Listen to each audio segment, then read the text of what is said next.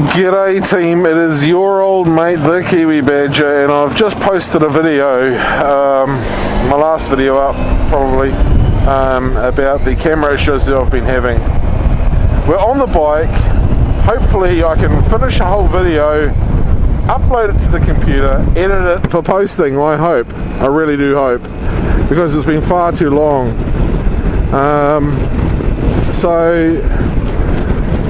What's been going on? I went on the Gary Worsley Twilight Rides last ride for the season, for the 2018-2019 season, and I had a bit of a electrical malfunction, a bit of a meltdown. Some of the wires, I don't know why, but some of the wires to the ignition relay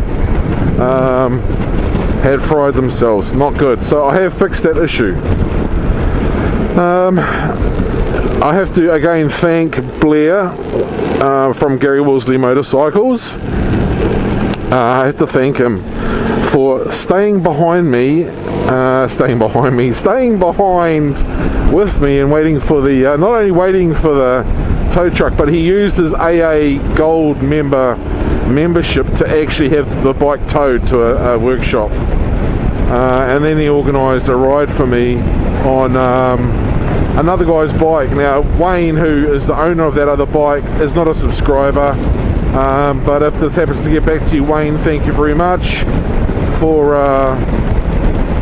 allowing me to ride your bike and getting home. What are we now? Sort of three weeks after the Christchurch shooting, and our government has rushed through some gun reform laws like a bunch of idiots, and they've now decided that all semi-automatics with a detachable magazine that are centre fire, and all semi-automatic shotguns and pump action shotguns with a detachable or extendable tube magazine are now prohibited. I figured that was kind of going to be the way it would go, but yeah, I'm actually really quite disappointed in the reactionary nature of the changes that have been rushed through by the government. I understand they had to do something, totally get it, and something needed to be done, but more so around licensing and I suppose checking up or getting back in touch with the current license holders. You know, I've had my firearms license since I was like 18, I think. 18, I'm now 40. 22 years, and I've never had a police officer or a firearms officer come to me to check on my mental state, the state of how I store my firearms, how many firearms I've got.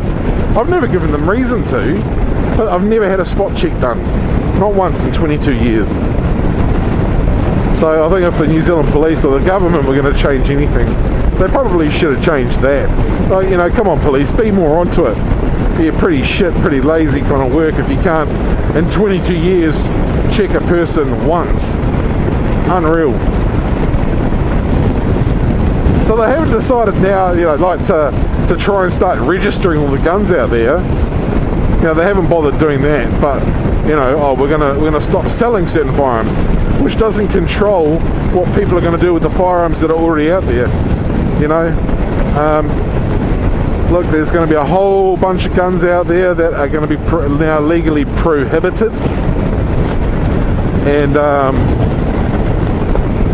you're going to get a period to go and hand them in free of charge. If you decide that you don't want to be reimbursed for your firearm, you can just go and hand it in. But you know, some people have spent thousands and thousands and thousands upon thousands of dollars on their firearms. They're not just going to hand them in.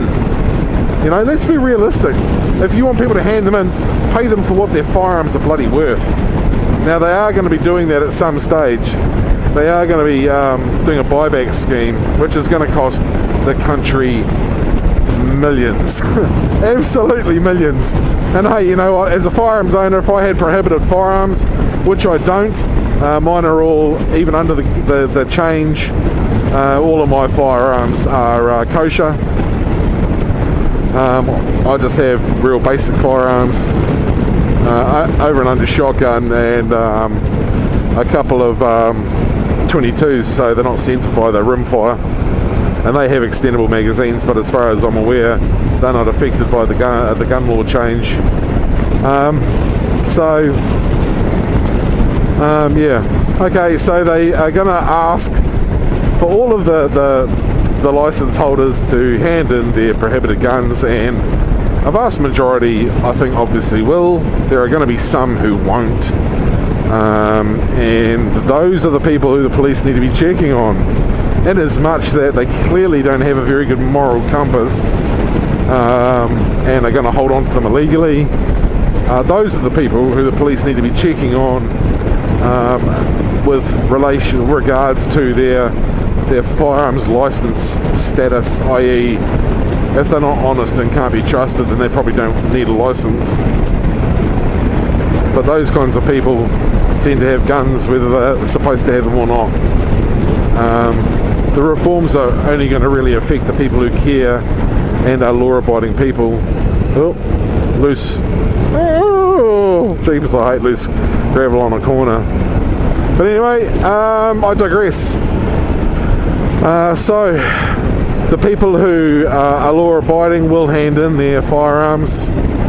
The people who are not won't. Gun shops won't be able to sell.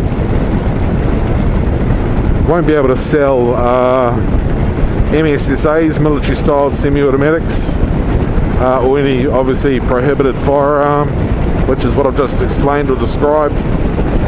I also haven't seen any legislation around license holder to license holder sales, i.e. if I sell my guns to a mate of mine who's also got a firearms license, I haven't seen any legislation around that. Currently, as it stands, I can sell my guns to whoever I like so long as they have a license. If they rock up to me, if I say go online or by word of mouth, I'm selling a firearm, and someone gets hold of me and says, hey mate, I'd like to buy your firearm, and I say, yeah sure, you got a firearms license? And he says yes, and I say, well, when you come to pick up the gun, you bring your firearms license with me.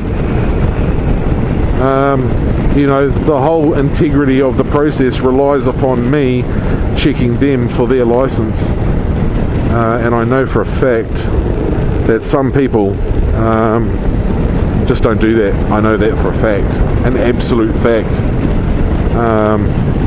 There's a lot of farmers out there who've got firearms for pest control and to put stock down, and they don't have licenses. I know it for a fact.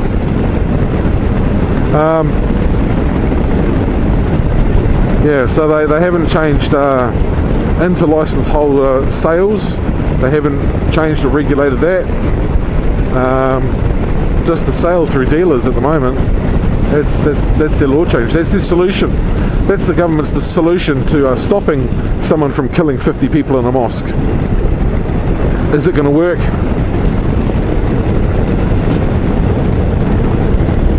No, it's not bloody going to work. But you know, you can't tell these people.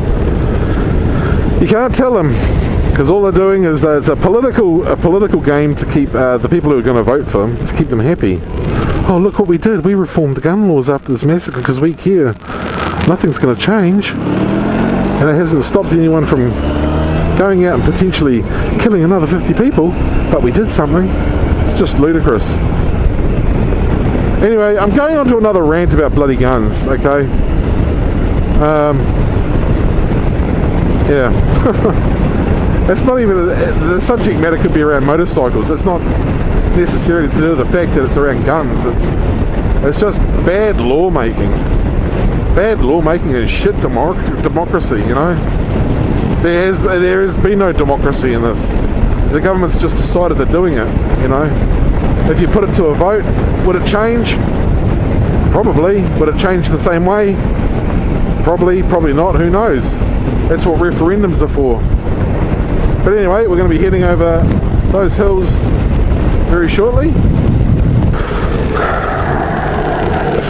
So far, so good.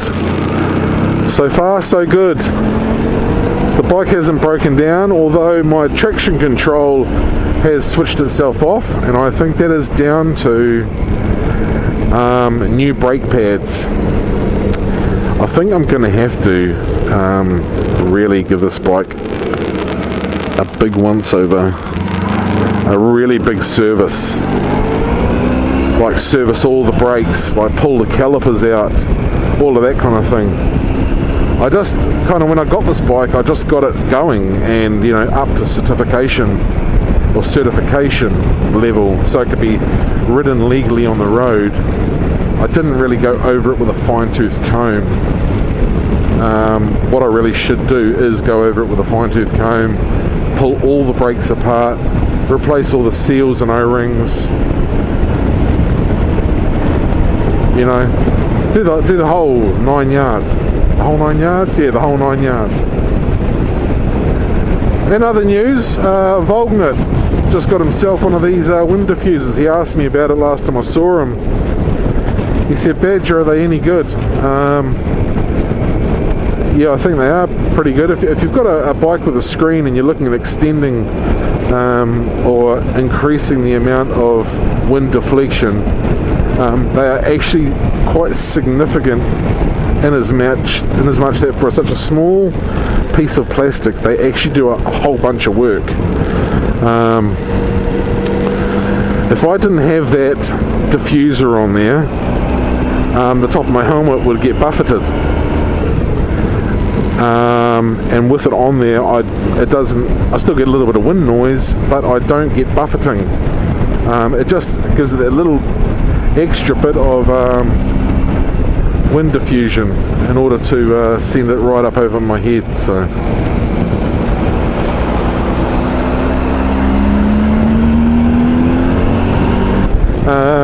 I've just recently had to put a new tyre on the back of Wolfie here. Okay, Wolfie actually needs a front tyre as well, but not nearly as badly as it needed a rear tyre. Now, I can't remember what I had on it. They were Pirellis, and I think I've gone for a Pirelli again. I can't remember. I'll put in the description what I went from and what I went to, okay? But this rear tyre, oh my god, it handles amazingly. Like, this is a pretty well sorted bike. Like, this bike handles really well for a 20-year-old bike that is as big and as heavy as it is. This bike handles extremely well. Extremely well. As a matter of fact, on the Woodville lines coast to coast, on the first half, on the way to Akatea Beach, I was actually at the front of the pack and remaining there, keeping up with Panigales, R1s, and that kind of thing. Now, granted, how fast those bikes can be ridden comes down to road conditions and the riders that are riding them. Let's just say that the riders were probably not as good as the bikes they were on. Okay, let's just say that. Which, of course, then in turn allowed me to keep up with them. But even still, they were at the front. It was a good pace, and I kept up with them on this with all the luggage on it. So the tyres that were on it beforehand were pretty bloody good, and the rear tyre I've got on it now is amazing, absolutely amazing. I would have to say, beyond a shadow of a doubt, would have to be one of the best tyres I've had on the bike, on the back of any bike I've ever owned. And as I say, I will put before what the tyre was, and I'll put after what the tyre is now, okay? So, hey, look, tyres are one of those things, you have your preferences, and people will continue to use what they continue to use. I know I did. I used the Pilot Road 2, and then they discontinued it. It could be an Angel GT, actually. I think I've got an Angel GT on the back of this. I'm pretty sure, like I'm 95% sure it's an Angel GT. But on the back of this bike, this tyre is outstanding. absolutely outstanding. Who knows what it's like in the wet? I don't know. I'm not going to really be pushing it too far in the wet on a big heavy bike. The tyre will only hold on to the road as long as it holds on until it lets go, and then it becomes messy. So yeah, let's just say in the dry, this is an awesome tyre. So now we're on the back side of those hills I was pointing out, and heading south. We're heading southbound.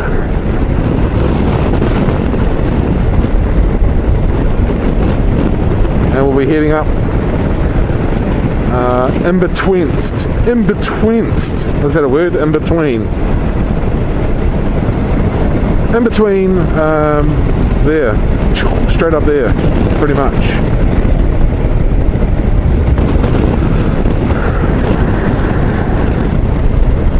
I've also had my hands full lately too with a ride-on mower. That's the New Zealand Falcon right there. People call them a hawk, but they're not actually a hawk. They're a falcon. Anyway, yeah, my father-in-law, or my soon-to-be father-in-law, had a ride-on mower that had been sitting outside in the weather for years, and he said if I can get it going I can have it, and if I don't need it I can sell it.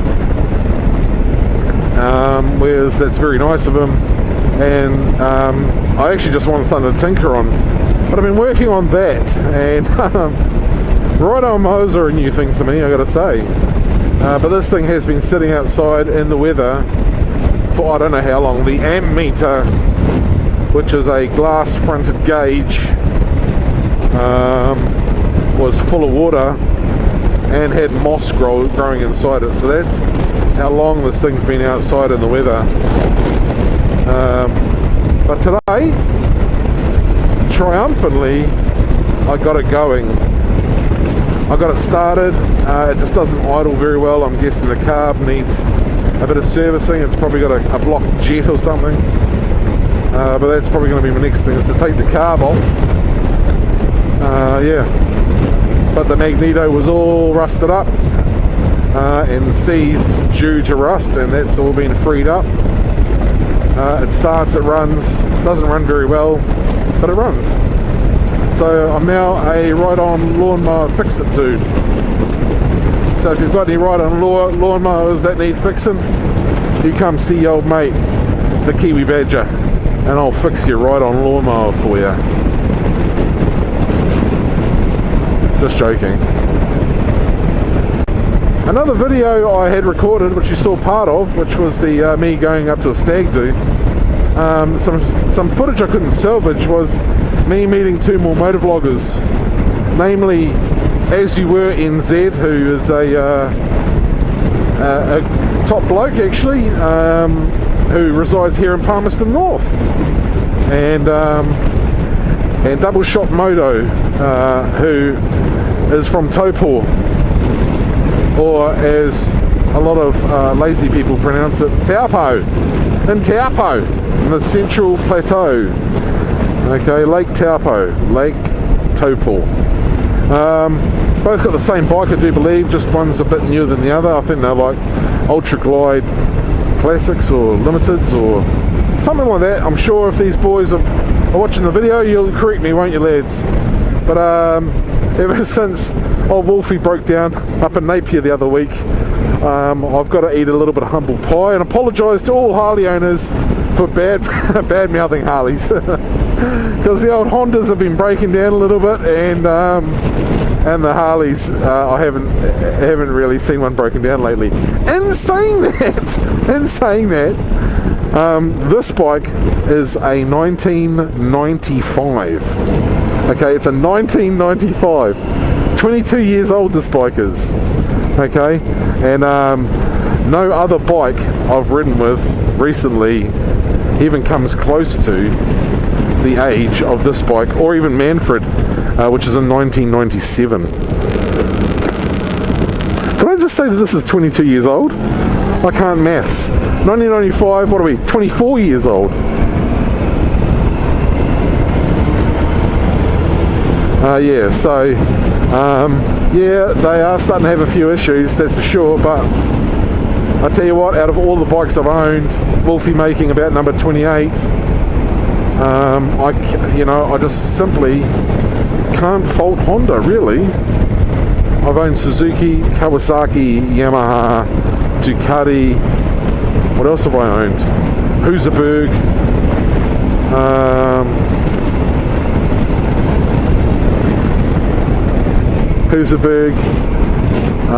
Husqvarna. Geez, what else? And out of all the bikes I've owned, the various brands and the multitudes of models, Honda has given me the least amount of problems out of all of them. More so Manfred. Manfred's just clicked over like 144,000 Ks, and I'm still riding it with a failing clutch too, by the way. That is the excuse me, that is the original clutch, and it's only just started slipping. So 144,000 kilometers on a clutch, and getting ridden as hard as I ride it says something for a Honda clutch. But I love these twisties. I'm actually scraping my boot as I do this, which is a disconcerting feeling, may I tell you. In other news, I filled up my spa bath. I filled up the spa pool. Had my first spa of 2019 the other day. Gotta tell you, it was pretty bloody magical. Pretty magical. Where you put your feet in and it's like really hot, and then you just get to about your thighs and you're like, oh, this is starting to feel good, but it's still hot as shit. And then you slide into your genitals, your genital region, and you're like, yeah, that's really hot. And then once your lower back goes in, for some reason, you just start to melt into the spa pool. It's just like, oh, yes. Oh, and then every time you exhale, it sounds like you're having an orgasm. Oh, it's just amazing. Best time to have a spa is at night in the rain on a cold evening.